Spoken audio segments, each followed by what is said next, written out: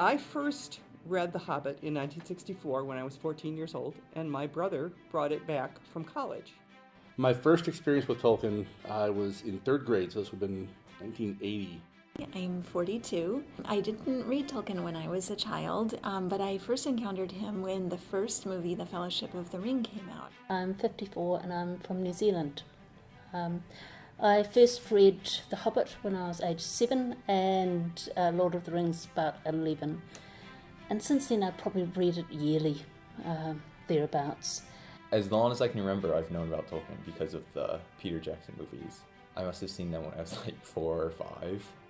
So I've always been a Tolkien fan. Originally from Croydon in South London, England. I first encountered the works of Tolkien through my mum. I think she maybe felt that I was not spending enough time reading or something like that, so she decided that I ought to read The Hobbit. I come from China. I'm 28 years old this August. I first came across Tolkien, I think just sort of a bookseller recommended it to me, and I got the whole set for Chinese translation at the age of 11 or 12, and I immediately read The Hobbit, and I liked it.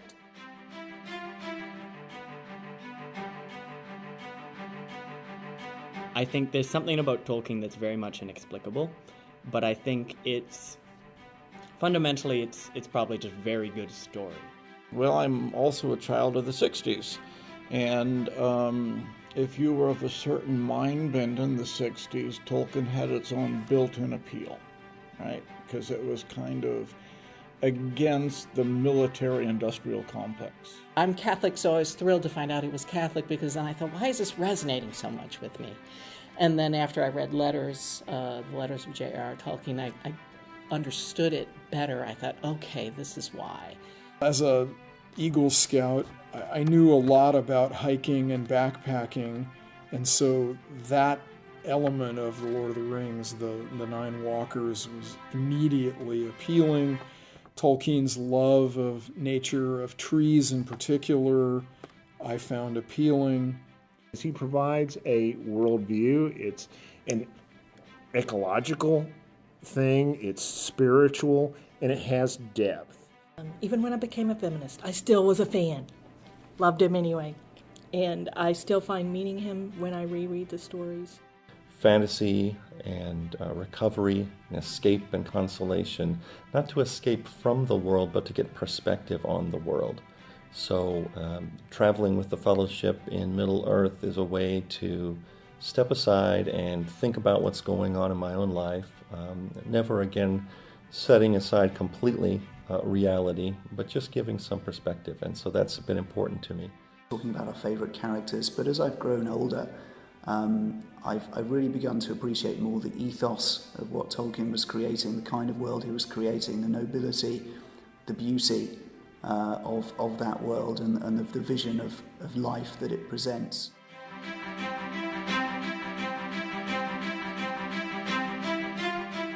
I can't overstate what Tolkien's writings have meant to me.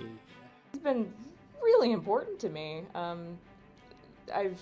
He's gotten me through like all of the bad things that can possibly happen in someone's life as far as I'm concerned. He's gotten me through death, he's gotten me through feeling completely powerless. You can't really see a tree the same way after reading Tolkien. Tolkien has been my way to build community every time I've moved. And I've moved to 5 different states. I went to at least 8 or 9 different public schools. He has drawn me into languages. I ended up getting a PhD in Anglo-American French and Chinese. For me, it was kind of long-term relationship that we've got, me and J.R.R. So what he really meant to me also changed. Initially, it was when I was a teenager. It was basically one of the books that formed me in a way. Later on, it became more intellectual of sort. He sort of fed my curiosity in terms of languages. And he's the main motivation for me to learn English. Between Dungeons & Dragons and Tolkien, those are the two things that made now going on 40-year friendships in some cases. And it's just been an extraordinary part of my life, and I don't know where I would be without it. So part of their influence for me has been what's important in life: friends, family, friendship, love, which comes through very strongly. riches, gold, those sorts of things don't really mean much. I have just loved it. It has shaped me. I love being outdoors because of it. I run because Aragorn, Gimli, and Legolas could run 40 leagues and 5. I love food and parties and dancing even more because of it. I try to be dutiful like Frodo. I try to be cheery like Samwise. It has molded me, comforted me, and has made me happy beyond expression.